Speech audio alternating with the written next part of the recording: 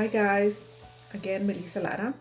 I wanted to show you today the Dynasplint for the scar tissue. So when you go and see your orthopedic, when you have a fracture on your arm, you know you get to build a lot of scar tissue. Like I mentioned in my previous video, the hardest part for me was to be able to bend.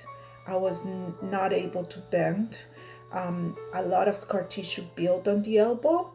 And I was doing the exercise with the bottles that you saw, and it was really hard to break the scar tissue. It was taking longer.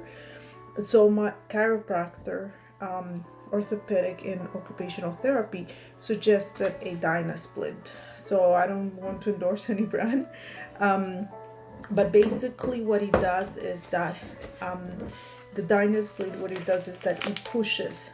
This keeps pushing your arm to keep going this direction to the point that it breaks the scar tissue in the elbow up to the point that you can actually bend it. And this is a miracle. I was not able to do this. So first, if you're going to use it, keep in mind as well that you have to consult with your orthopedic and occupational therapy if it's for you or not. In my case, since I had two plates installed here, one of them was actually, if you see, I don't know if you can still see my scarf here. This is scarf here. So this was very close to the ulnar nerve, which goes all the way here.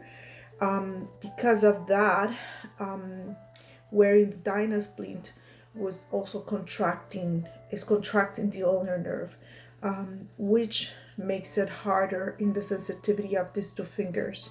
So I still feel it numb. It's better, but because I'm wearing the Dynasplint, it contracts the ulnar nerve. So sometimes there's pros and cons. Like in my case, wearing the Dynasplint, the first month and a half, I wear for basically 1 hour in the morning. So every 2-3 hours, I try to use it for at least an hour. After the second month, I basically use it just for once a day because of the ulnar nerve. So as it was breaking the scar tissue, it was keep my fingers numb because of the ulnar nerve, because of that construction. So it's just a trade-off. Consult always with your orthopedic how often you can use it. So in my case, my occupational therapy did this. It's like a brace, sort of. There's different ones. I started with one that was less tight because my whole hand was extremely swollen. Then after 3 months of the operation, it got better. So I was able to use something more tight that wasn't hurting as much.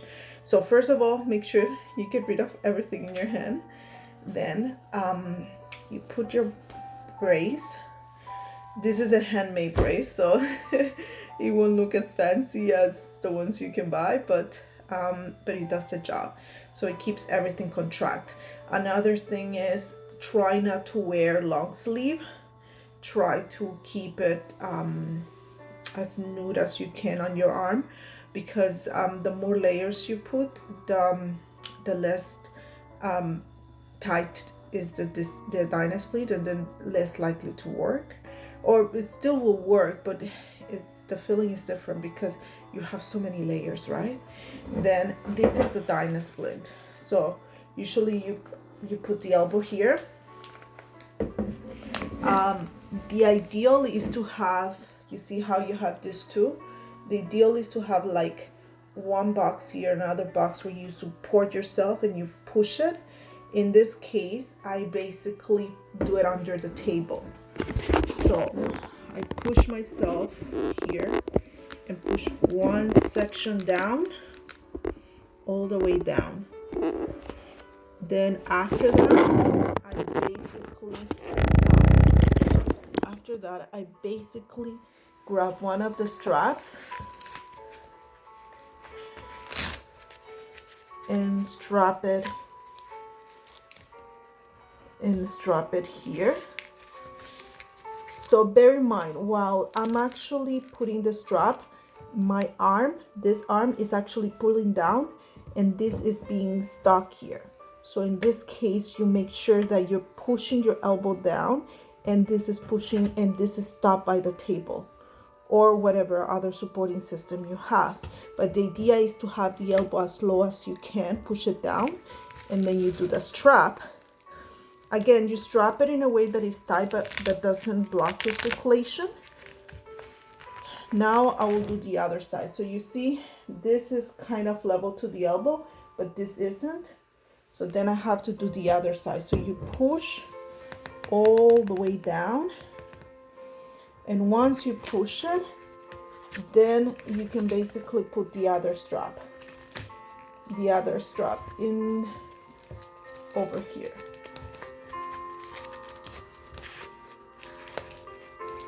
Then again, tight, but not to the point that you block your circulation.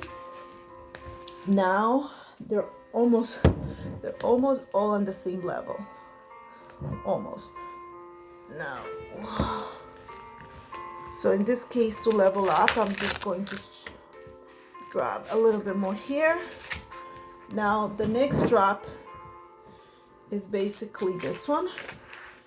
Just drop it over here, and then you tighten it up. And then the last one is this one. You strap it here, and then pull it and strap it to the point that is tight but leaving circulation. So basically this is how it's going to look. Something like that. Now you have to bear in mind that I've been using this Dynasplint for around close to 3 months. By June 16th, and today is June 3rd of 2020, it will be basically my third month. And my orthopedic and my occupational therapy suggested just to use it for 3 months. And as you see, yes, I can bend the elbow much more, so I don't feel I need to use it more for longer. The scar tissue, I think, at least in the elbow, has broken, and now it's time to let the nerve heal by not bending it because of the contraction that I mentioned here. So this is how it's going to look. Usually they suggest to put a pillow actually in a table or somewhere where you can support it. You can put a pillow and just leave it like this. So something like that, and just try not to move it. Bear in mind that because this is bending, some of your nerves might be contracting again, so this might get numb or swollen. Check always with your orthopedic if it's normal. In my case, I didn't think it was because of the ulnar nerve that I mentioned. So I just keep trying to do some movement with the other hand on those fingers so it doesn't, to keep them awake. After I use it, then do more exercise in this way on your fingers and it will come back. But it's just a trade-off, right? Because you're bending. In order to break that scar tissue, you need to use this brace that is pushing. So you don't see it, or maybe you don't feel it like I do, but this is actually pushing it this direction. And even if you try to do this, it will bring it back, see? Because that's the whole point, is pushing this arm to this direction so it can break the scar tissue on your elbow. So I wouldn't recommend walking with it. So if you're going to use the brace, try to do it in a time that you'll be seated and that you won't go and do other stuff in the house. Like, just try to keep it, like this. In my case, because it's to the maximum right now, I rather have it like this. But if you have a nerve issue, it's not good to support yourself on the elbow. Always here on the underarm here, or in this direction. If you do it here and you're pushing yourself here, you're actually contracting again that nerve. And if your nerve needs to heal because of the operation, you'd rather not put that support on it. Just leave it on the side or like this.